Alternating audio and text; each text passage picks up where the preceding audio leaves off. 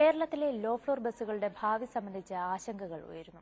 ഇപ്പോൾ തന്നെ നഷ്ടത്തിലോടുന്ന low floor ബസ്സുകളുടെ അധികഭാരം കൂടി ചുമക്കാൻ കെഎസ്ആർടിസിക്ക് കെൽപ്പില്ലെന്ന് ഗതാഗത മന്ത്രി കൊച്ചിയിൽ പറഞ്ഞു.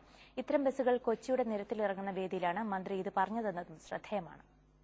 കൊച്ചി, തിരുവനന്തപുരം നഗരസഭകളിലാണ് ഇപ്പോൾ ലോ ഫ്ലോർ ബസ്സുകൾ ഉള്ളത്. ഇവയുടെ നടത്തിപ്പ് ചുമതല കെഎസ്ആർടിസിക്കാണ്.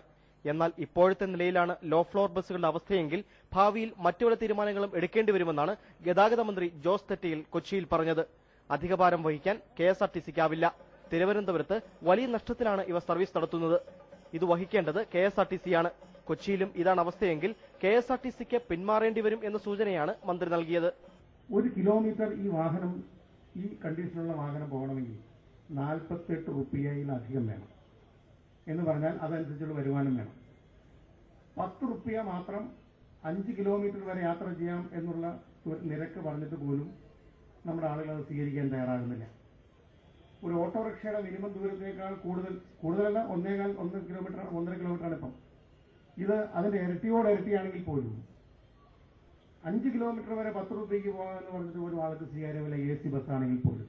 കൌൺസിലർമാർക്കും കുടുംബാംഗങ്ങൾക്കും ലോ ഫ്ലോർ ബസ്സുകളിൽ സൗജന്യയാത്ര അനുവദിക്കണമെന്ന് കൊച്ചിയിൽ നടന്ന യോഗത്തിൽ ചിലർ ആവശ്യപ്പെട്ടിരുന്നു.